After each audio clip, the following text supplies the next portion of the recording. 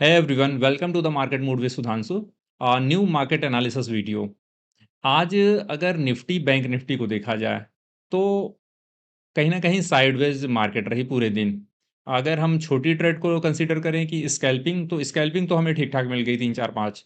But अगर कोई लंबी ट्रेड आज की डेट में एक्सपेक्ट किया होगा कि नहीं हमें बड़ी ट्रेड चाहिए 200 पॉइंट 400 पॉइंट, तो कहीं ना कहीं वहाँ पे वो फेल होता हुआ नजर आया, क्योंकि मार्केट में अभी तक एक कन्फ्यूजन बना है ये ट्रेड पॉलिसी को लेके कि टैरिफ क्या लगने हैं।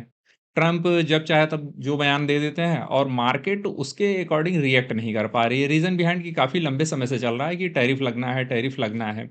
ना तो टैरिफ लग रहा है, ना तो ये कैंसिल हो रहा है। बस कंटिन्यू मतलब रनिंग है कि नहीं। 10 दिन 15 दिन पे एक बयान आ जा रहा है कि अब इतना टैरिफ लगाएंगे, अब ये करेंगे, अब वो करेंगे। तो मार्केट कहीं ना कहीं अब उस पर रिएक्ट नहीं कर पा रहा है। अब वो देख रहा है कि फाइनल रिजल्ट क्या आ रहा है इसका, कि मतलब टैरिफ लगना है कि नहीं लगना है, लगेगा तो कितना लगेगा, उसके अकॉर्डिंग मार्केट परफॉर्म करेगा। अभी देखिए फिर से एक बयानबाजी हो गई कि नहीं अब टैरिफ लगाएंगे, 50% लगाएंगे, 60% लगाएंगे। और अगेन कहीं ना कहीं मार्केट अब रुकता हुआ नजर आ जा रहा है। मार्केट कंफ्यूज हो जा रहा है ना कि अप साइड जाए या डाउन साइड जाए। तो इंटरनेशनल पॉलिसीज का इफेक्ट होता है। टैरिफ वार छिड़ेगी, इसका इम्पैक्ट होगा इस पे, मार्केट पे। तो कहीं ना कहीं अभी एक कन्फ्यूजन बना हुआ है, जिसकी वजह से मार्केट अभी बहुत कहीं ना तो ऊपर जाने वाली है ना तो नीचे जाने वाली है। हो सकता है 3 4 दिन और ऐसे ही रहे, जब तक कि इस पे क्लियरिटी ना आ जाए कि कितना टैरिफ लगेगा, लगेगा कि नहीं लगेगा। चलिए कल की एनालिसिस स्टार्ट करते हैं। उसके पहले एक छोटा सा ओवरव्यू ले लेते हैं कि आज क्या हुआ और उसका कल मार्केट में क्या इम्पैक्ट पड़ सकता है। अगर आप ओवरऑल इंडाइसेस की बात करें तो यहाँ पे आप देखेंगे निफ्टी 50 25,517 पे क्लोज किया, 120 पॉइंट नीचे। सेंसेक्स 83,606, 452 पॉइंट नीचे, 0.53। इवन आप कह सकते हैं कि सेंसेक्स ज़्यादा गिरा है निफ्टी से। और वहीं अगर बैंक निफ्टी की बात की जाए तो बैंक निफ्टी 0.23%, मतलब सबसे कम गिरा है। 131 पॉइंट ही केवल ये बैंक निफ्टी गिरा है। अगर गिरने में देखा जाए तो गिरने में निफ्टी, सेंसेक्स, निफ्टी 500 और बैंक निफ्टी। बाकी निफ्टी मिड कैप और निफ्टी आईटी ये सब कहीं ना कहीं थोड़ा थोड़ा बढ़े ही हैं। इवन जितना निफ्टी और बैंक निफ्टी गिरा है उतना ही निफ्टी आईटी और निफ्टी मिड कैप बढ़े हैं। तो इसे आप कहीं ना कहीं मिला जुला रिस्पांस काउंट करेंगे, ना कि बियरिश और बुलिश मूव को हम लेके चलेंगे, क्योंकि बहुत ज़्यादा गिरावट भी नहीं हुई है और न ही बहुत तो ऊपर भागे हैं स्टॉक्स और इंडेक्स। एडवांस डिक्लाइन की बात करें तो यहाँ पे 20 एडवांस, बाकी डिक्लाइन 30। निफ्टी 50 की अगर बात की जाए तो मैं यहाँ फिल्टर लगा देता हूँ। 30 में आज आप देखेंगे कि 20 मूविंग एवरेज के ऊपर 76% स्टॉक थे, मतलब इंट्राडे में बुलिश थे स्टॉक। इंडेक्स गिर रहा था, स्टॉक्स बुलिश थे। क्योंकि 20 मूविंग एवरेज के ऊपर थे तो सीधी सी बात है स्टॉक बुलिश ही रहेंगे यहाँ पे। 88% 50 मूविंग एवरेज के ऊपर, 86% 100 मूविंग एवरेज के ऊपर, और 200 मूविंग एवरेज के ऊपर 66% स्टॉक, और ईएमए 50 के ऊपर 84% स्टॉक, मतलब सब ग्रीन में थे। तो कहीं से भी स्टॉक में कोई दिक्कत नहीं थी। जो प्रॉब्लम थी वो इंडेक्स लेवल पे थी। इंडेक्स लेवल पे इसलिए थी कि ग्लोबल लेवल पे प्रॉब्लम थी। 25 को भी ऐसा ही कुछ था। तो मार्केट ओवरऑल बुलिश है। मार्केट में अभी बियरिश का कोई साइन नहीं आया है। हाँ, किसी पॉलिसी को लेके या किसी अदर न्यूज़ को लेके मार्केट रिएक्ट करे तो बात अलग है, बट ओवरऑल जो टेक्निकल ट्रेंड है वो कहीं ना कहीं पॉजिटिव है। और एक अगर हम लॉन्गर टाइम फ्रेम की बात करें, 2 महीने 4 महीने, तो अभी मार्केट का ओवरऑल व्यू जो है अभी पॉजिटिव है, इसको देख के जो लग रहा है हमें। यहाँ पे देखिए निफ्टी 50 की परफॉर्मेंस। तो यहाँ पे 30 में 27 स्टॉक जो है आज कहीं ना कहीं न्यूट्रल थे। इसे आप न्यूट्रल काउंट करेंगे, मिड जोन में थे। इसे निगेटिव में नहीं काउंट करेंगे। और 23 पॉजिटिव थे। तो कहीं से भी भले ही इंडेक्स गिरा है नीचे, लेकिन स्टॉक में कोई दिक्कत नहीं थी। 27 में इवन आप देख लीजिए कि एक निगेटिव में था, मतलब रेड जोन में, और 21 जो है कहीं ना कहीं साइडवेज जोन में, और 28 बुलिश थे 27 की डेट में। और 30 में जो है 23 स्टॉक ग्रीन में, बाकी सब मिड जोन में है। तो ऐसे में मुझे नहीं लगता कि कोई मार्केट में दिक्कत है। चलिए चार्ट पे चलते हैं और वहाँ पे कल की एनालिसिस स्टार्ट करते हैं और देखते हैं कि कल मार्केट में क्या हो सकता है।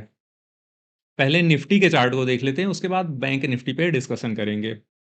आज निफ्टी ने जब अपना लो ब्रेक कर दिया यहाँ से, सस्टेन करने की कोशिश किया, ये डिमांड ज़ोन था, ये डिमांड ज़ोन था। जैसे ही इसने इस डिमांड ज़ोन को ब्रेक किया यहाँ पे, तो अपनी एक ट्रेड एक्टिवेट हो गई। मैं लाइव स्ट्रीमिंग में मैंने बताया था कि यहाँ से अब डाउन साइड की पोजीशन कैरी की जा सकती है और बहुत बड़े टारगेट नहीं होंगे। टारगेट भी मैंने डिसाइड कर दिया था कि यहाँ तक।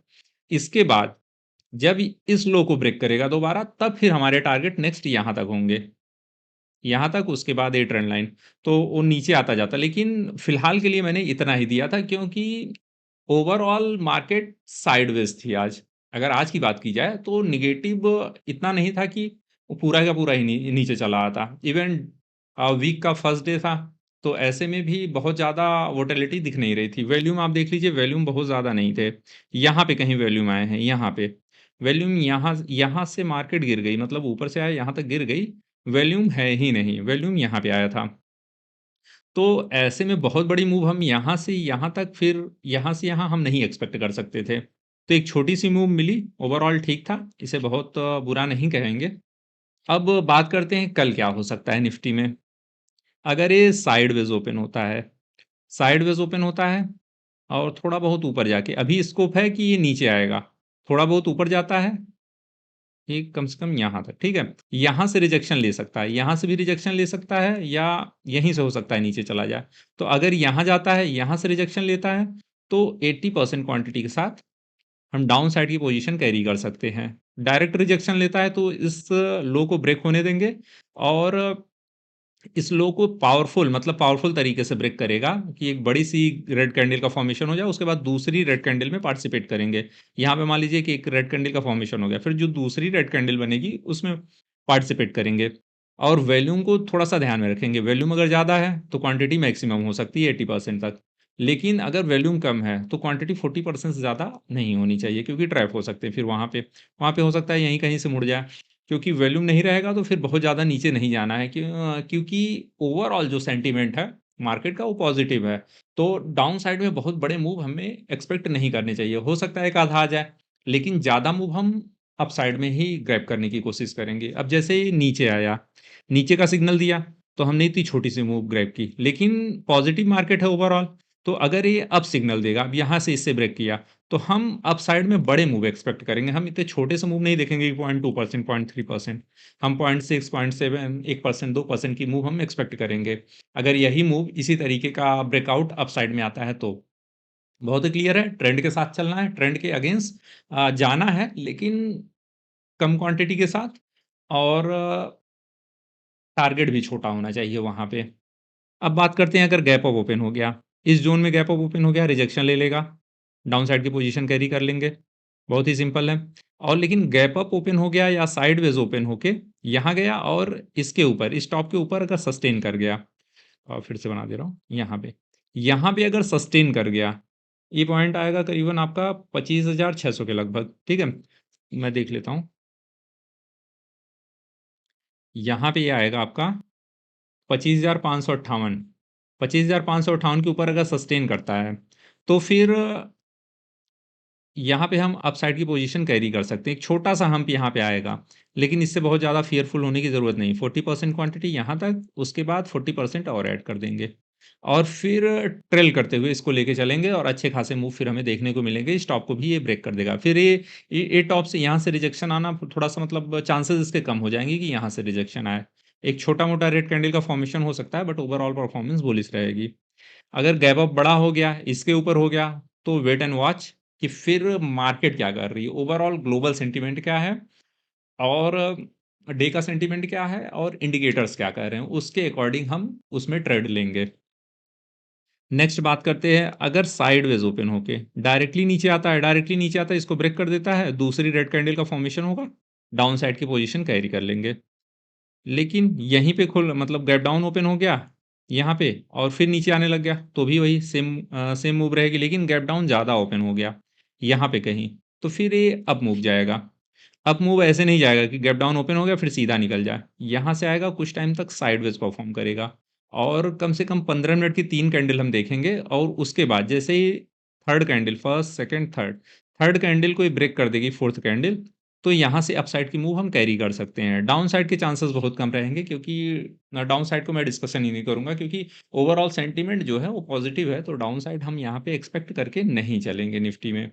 निफ्टी बहुत ही सिंपल है, बाकी अगर कुछ अलग इससे परफ़ॉर्म करता है तो लाइव मार्केट में मैं रहूँगा, आई विल सपोर्ट देयर। अब बात करते हैं कि बैंक निफ्टी कैसे परफ़ॉर्म कर सकता है। ये रहा बैंक निफ्टी में भी ट्रेड एक्टिवेट थी, लेकिन एग्ज़िट नहीं मिला है। एग्ज़िट नहीं मिला है डाउन साइड में, डाउन साइड की ही ट्रेड एक्टिवेट थी, लेकिन वो एग्ज़िट नहीं दे पाया है। 5 मिनट के टाइम फ्रेम का चार्ट है बैंक निफ्टी का, और यहाँ पे अगर साइडवेज़ ओपन होता है, साइडवेज़ ओपन होके डायरेक्टली नीचे आता है, तो बस वेट करिए कि इस लो को ब्रेक कर दे। किसी भी कंडीशन में इस लो को ब्रेक करना चाहिए। जिनकी पोजीशन है वो तो भाई उनको बैठना ही बैठना है, वो डाउन साइड की पोजीशन कैरी कर लेंगे। लेकिन जिनकी पोजीशन नहीं है, जिनको कल एंट्री करनी है यहाँ पे, इस लो को ब्रेक होने का वेट करें, क्योंकि निफ्टी में जो मूव आ चुके हैं, बैंक निफ्टी में वो मूव आने वाला है। तो बैंक निफ्टी में स्कोप ज़्यादा है down side compare to Nifty. तो यहाँ से डायरेक्टली डाउन साइड की पोजीशन आप कैरी कर सकते हैं, वॉल्यूम भी आ चुका है, और हो सकता है अगर ये कल बढ़ेगा तो और भी बढ़िया है डाउन साइड के लिए। फर्स्ट टारगेट यहाँ पे, और उसके बाद ट्रेल करते हुए ले चलेंगे। गैप डाउन यहाँ पे ओपन हो जाता है, थोड़ा-सा साइडवेज़ होगा, और साइडवेज़ अगर होके ऊपर जाता है, तो फिर ये रिजेक्शन पॉइंट है इसके पास। यहाँ से रिजेक्ट हो सकता है, या फिर यहाँ से आया रिजेक्ट हो सकता है। तो यहाँ अपसाइड की ट्रेड को कैरी नहीं करेंगे। हो सकता है थोड़े से मूव मिल जाए, लेकिन ये रिस्की रहेगा, तो अपसाइड नहीं कैरी करेंगे। हम क्या करेंगे, हम रिजेक्शन का वेट करेंगे कि यहाँ से रिजेक्ट हो, यहाँ से रिजेक्ट हो। जितना ज़्यादा ऊपर से रिजेक्ट होगा, उतनी ही ज़्यादा क्वांटिटी के साथ हम डाउन साइड की पोजीशन कैरी कर लेंगे। अगर कुछ टाइम तक सस्टेन करता है, फिर आता है इस लो को ब्रेक कर देता है, तो अगेन यहाँ पे हम 60% क्वांटिटी तक ले सकते हैं और डाउन साइड की पोजीशन कैरी कर सकते हैं। ये हो गया बैंक निफ्टी का डाउन साइड। अगर ये अप साइड में जाता है, साइडवेज ओपन होके या गैप अप ओपन होके, किसी भी कंडीशन में इसको ब्रेक कर देता है, और एक ग्रीन पावरफुल कैंडल के साथ ये यहाँ पे सस्टेन कर लेता है और वॉल्यूम भी आ जाता है, तो फिर ये अपसाइड चला जाएगा। ये हम्प इसे नहीं रोक पाएगा, ये हम्प इसे नहीं रोक पाएगा फिर, अगर यहाँ पे वॉल्यूम आ गया और यहाँ पे सस्टेन कर गया तो। लेकिन गैप अप यहीं ओपन हो जाता है, यहाँ पे ओपन हो जाता है, वॉल्यूम नहीं है, फिर रिजेक्शन लेता है, तो फिर बड़ी मूव आएगी डाउन साइड में, और फिर 80% क्वांटिटी के साथ डाउन साइड की मूव हम कैरी कर सकते हैं। पहले टारगेट यहाँ पे होंगे, दूसरे यहाँ पे, फिर ट्रेल करते हुए लाएँगे। अब अगर गैप अप ओपन होता है, गैप अप यहाँ पे ओपन हुआ और इसके ऊपर सस्टेन कर गया, इसके ऊपर सस्टेन कर गया, और सस्टेन करके छोटी-छोटी कैंडल्स बना रहा है, तो हम यहाँ पे अप साइड की पोज़ीशन कैरी नहीं करेंगे, हम थोड़ा-सा उससे बचेंगे। अगर ये यहाँ पे है, सस्टेन किया, वॉल्यूम है, और अच्छी खासी यहाँ पे ग्रीन कैंडल का फॉर्मेशन हो रहा है अपसाइड में, तो अपसाइड की पोजीशन यहाँ पे कैरी कर सकते हैं, लेकिन क्वांटिटी कम रहेगी, 30%, नॉट मोर देन दैट। क्योंकि फिर ट्रैप हो जाएँगे, क्योंकि अच्छा खासा मूव यहाँ तक निकल चुका है ना, तो फिर यहाँ तक इतने मूव निकल जाएँगे, तो फिर छोटे से मूव के लिए ज़्यादा क्वांटिटी नहीं ट्रैप करेंगे। बहुत ही सिंपल रखेंगे, बाकी अगर कोई दिक्कत होगी तो मैं लाइव स्ट्रीमिंग में रहूँगा, आप वहाँ पे आके मेरे साथ लाइव पेपर ट्रेडिंग में पार्टिसिपेट कर सकते हैं। थैंक यू, वीडियो अच्छा लगा हो तो लाइक, शेयर एंड सब्सक्राइब करें।